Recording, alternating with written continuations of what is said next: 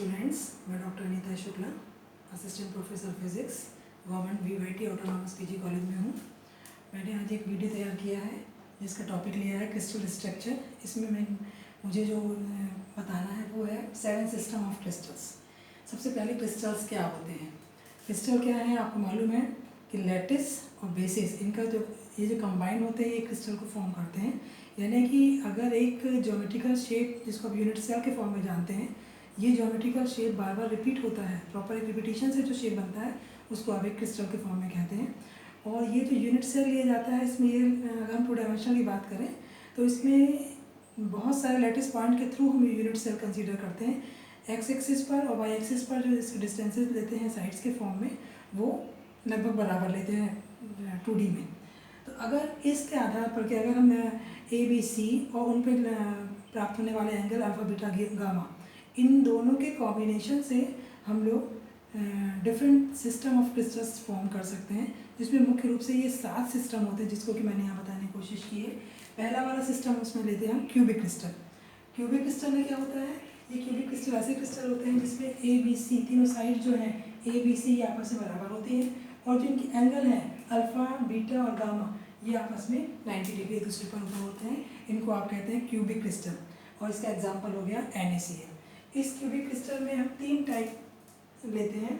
एक को कहते हैं सिंपल क्यूबिक, दूसरा होता है बेस सेंटर्ड और तीसरा होता है फेस सेंटर्ड क्यूबिक। SCC का मतलब हो गया इसके 8 कोनों पर एक एक लैटिस पॉइंट होगा, ठीक। बेस सेंटर्ड मतलब 8 कोनों के साथ साथ एक सेंटर पर भी एक अंतर केंद्रित क्रिस्टल फॉर्म में होगा। और तीसरा फेस सेंटर्ड। फेस मतलब 8 कोनों के अतिरिक्त 2 फलक, हर एक 2 साइड्स के थ्रू जो फलक बन रही है उनके केंद्र पर भी एक सेंटर होगा जिसको आप कहते हैं फेस सेंटर्ड। और 7 सिस्टम में एक पहला हिस्सा हो गया क्यूबिक क्रिस्टल। दूसरा लेते हैं हम टेट्रागोनल क्रिस्टल। टेट्रागोनल का मतलब हो गया कि जहाँ ए और बी तो बराबर हैं लेकिन C is not equal to A equal to B but not equal to C. इसमें अल्फा बीटा गामा जो है ये आपस से परपेंडिकुलर होते हैं, ठीक है। इसका मतलब हो गया कि ये जो सिस्टम है इनमें ये बराबर है और अल्फा बीटा गामा एक दूसरे के परपेंडिकुलर है। और तीसरा साइड जो है सी, जो उसका मान ए और बी से अलग होता है, ठीक। अब इसके भी 2 पैटर्न हो सकते हैं। एक हो सकता है SCC, दूसरा होता है इसमें BCC, ठीक है। और इनमें एक 4 फोल्ड रोटेशन मिलता है। 4 फोल्ड मतलब रोटेशन का मतलब क्या था कि अगर हम साइड चेंज करते हैं, साइड चेंज करने पर 2π/n की तरह अगर हम निकाल कर देखें, साइड चेंज करने पर भी उनकी अवस्थाओं में कोई परिवर्तन नहीं होता है। केवल 1 2 3 4 और 6 इतनी ही फोल्ड सिमेट्री पॉसिबल हो पाती है, क्योंकि सिमेट्री के लिए हम 2π/n के थ्रू वैल्यू निकालते हैं। अगर हम 1 2 3 4 और 6 लें तब हम देखते हैं कि हमको एक टिपिकल एंगल मिलते हैं जो कि पॉसिबल हैं।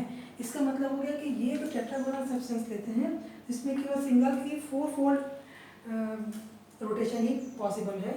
और जो क्यूबिक क्रिस्टल है इसमें एक में 4 की 3 फोल्ड सिमेट्री पॉसिबल हो सकती है, ठीक है। सिमेट्री को जस्टिफिकेशन देने के लिए केवल हमको ये ध्यान रखना है कि फाई का मान 2π/n के अकॉर्डिंग होना चाहिए। अब आइए थर्ड टाइप के क्रिस्टल में। थर्ड में क्या है? ऑर्थोरोम्बिक। ऑर्थोरोम्बिक में क्या है?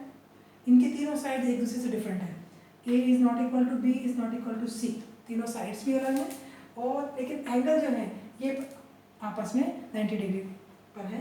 तो देखिए साइड्स देखेंगे इनके, अगर तो हम देख रहे हैं A B C तीनों अलग अलग साइज के हैं, ठीक। और लेकिन एंगल जो है एक दूसरे के परपेंडिकुलर है। तो इस तरह का जो क्रिस्टल हो रहा है उसको कह रहे हैं ऑर्थोरोम्बिक। इसमें 2 फोल्ड का रोटेशन पॉसिबल है। इसका एग्जांपल हमने ले लिया यहाँ पर KNO3।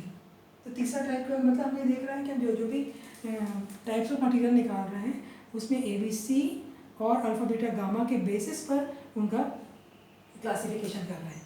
अब आइए फोर्थ, मोनोक्लिनिक। मोनोक्लिनिक का मतलब क्या है कि A B और C ये भी तीनों साइड्स आपस में A is not equal to B is not equal to C, लेकिन alpha equal to beta equal to 90 degree, ये तो आपस में परपेंडिकुलर हैं, पर gamma it is not equal to 90 degree. मतलब जो Z एक्सिस पर जो झुकाव है वो 90 डिग्री का बराबर नहीं है, बाकी दोनों जो है वो 90 डिग्री के बराबर है। ये इसका एग्जाम्पल हमने ले लिया FeSO4 फेरस सल्फेट। और इसमें हम देखते हैं कि इसमें सिंगल एक बार 2 फोल्ड की सिमेट्री पॉसिबल है, यानी ये जो साइड्स हैं इस तरह से आपस में ओवरलैप हो सकते हैं, तो सिंगल एक बार टू फोल्ड सिमेट्री इसमें पॉसिबल हो सकती है। अब आइए फिफ्थ पर। फिफ्थ में हम लोग लेते हैं ट्राइक्लिनिक। ट्राइक्लिनिक का मतलब हो गया ये तीनों साइड्स आपस से बराबर नहीं है और तीनों एंगल पे आपस से बराबर नहीं है। ये देखिए इसको इस तरह से हम शो कर सकते हैं कि ABC तीनों की साइड्स भी बराबर नहीं है और एंगल भी परपेंडिकुलर नहीं है। ये हम इसका ऐसे पैटर्न ले रहे हैं जिसका हमने एग्जांपल ले लिया कॉपर सल्फेट।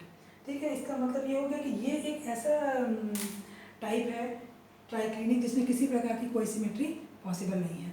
अब नेक्स्ट पर आते हैं सिक्स, ट्राइगोनल। ट्राइगोनल में देखिए इसमें A equal to B equal to C है, ठीक, A equal to B equal to C, लेकिन इनके जो एंगल हैं ये आपस में परपेंडिकुलर है। तो यहाँ पर इसका एग्जांपल लेते हैं हम लोग कैल्शियम सल्फेट, और इधर देख रहे हैं कि यहाँ पर केवल 3 फोल्ड रोटेशन ही पॉसिबल है, ठीक, एक बार 3 फोल्ड रोटेशन। और लास्ट लेते हैं हेक्सागोनल। हेक्सागोनल मतलब A equal to B but not equal to C। C का वैल्यू A और B से, C की जो साइड्स है A और B से ज़्यादा होगी, लेकिन एंगल जो है A और B तो 90 डिग्री है, पर तीसरा वाला जो एंगल है वो 120 डिग्री के बराबर है। इस वाले फॉर्म को हम कह रहे हैं हेक्सागोनल क्रिस्टल, और इसमें एग्जांपल ले लेते हैं SiO2, और इसमें 6 फोल्ड की सिमेट्री पॉसिबल है। तो ये हमने ऐसी क्रिस्टल लेकर के इसमें देखा। तो इस तरह हम देख सकते हैं कि हम जो 7 सेगमेंट क्रिस्टल का क्लासिफिकेशन कर रहे हैं उसका आधार हमारे साइड्स और उनके उन पर होने वाला झुकाव है, एंगल है। इस आधार पर हमने 7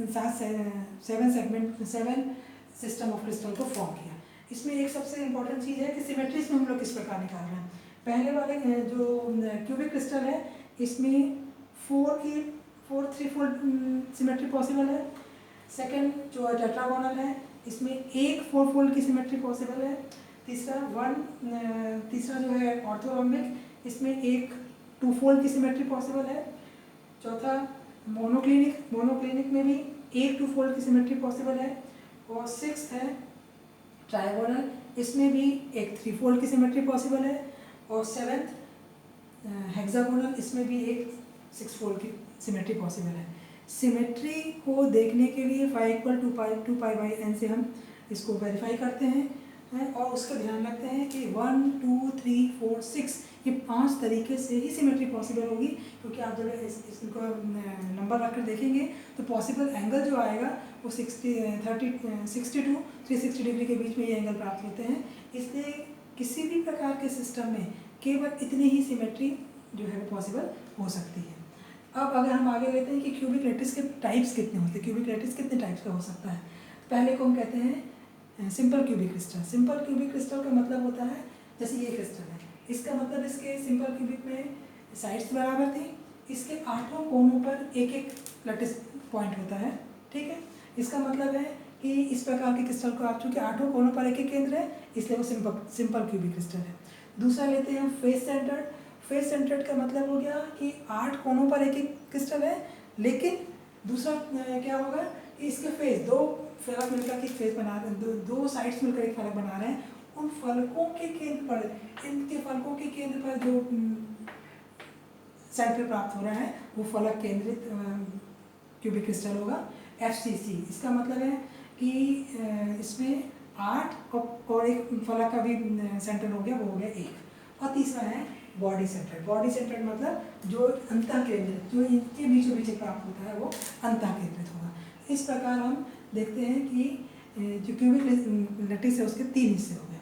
अब आता है कि हम ये कैसे देखें कि किसी यूनिट सेल में कितने लैटिस पॉइंट हैं, यूनिट सेल कितने लैटिस पॉइंट के थ्रू बन रहा है, यानी एक बिंदु पर के थ्रू कितने यूनिट सेल कंसीडर होते हैं। चूँकि सिंपल क्यूबिक में 8 कोनों पर 8 पॉइंट है, इसका मतलब है एक यूनिट सेल के लिए बनाने के लिए 1/8 × 8 यानी कि 1 पॉइंट हुआ, एक यूनिट सेल बना, कितने number of lattice point in 1 unit cell मतलब 1/8, तो चूँकि 8 कोने पे थे और टोटल नंबर की संख्या कितनी है 8, इसका मतलब है यहाँ पर केवल एक पॉइंट पर एक सेल प्राप्त हो रहा है। इसी प्रकार FCC में देखें 8 के लिए तो हमको एक प्राप्त हो जाएगा, प्लस 6 फेजेस है, इसका मतलब 6 × 1/3 2 इक्वल माने कि 3। जब फलक की बात कर रहे हैं तो ये आ गया 3, इसका मतलब क्या हो गया number of lattice point in unit cell कितने हो गए 1 और 3 4। FCC के लिए वो 4 पॉइंट हुए। सिमिलरली हम बेस सेंटर्ड देखें, बेस सेंटर्ड में क्या होगा, 8 लेटेस्ट पॉइंट के लिए तो एक सेल बना और सेंटर पर ऑलरेडी एक है, 1 + 1 इसका मतलब 2। इसका मतलब हम ये देख सकते हैं कि किसी भी एटम के लिए जो नंबर ऑफ पॉइंट्स निकालना चाहें कि कोनों पे कितने केंद्र होंगे, फलक पर कितने केंद्र होंगे, मध्य में कितने केंद्र होंगे, उसको हम एक फॉर्मूला के थ्रू बता सकते हैं कि n = 1/8 × NC, 1/2 × NF और NB। मतलब NFC का मतलब सेंटर पे कितने पॉइंट्स हैं, F मतलब फेस पे कितने पॉइंट हैं और B मतलब उसके सेंटर में कितने पॉइंट हैं। तो SCC के लिए आपको मालूम है इसका मान 1 होता है, ठीक, तो ये दोनों 0 हो जाएंगे। इसी प्रकार FC के लिए ये मान 4 प्राप्त होता है और BCC के लिए ये मान 2 प्राप्त होता है। इस तरह हम एक यूनिट सेल में लैटिस पॉइंट की संख्या को निकाल सकते हैं, उसके अकॉर्डिंग परमाणु में यूनिट की संख्या कितनी, सेल्स की कितनी संख्या प्राप्त होगी उसकी गणना भी हम कर सकते हैं। धन्यवाद।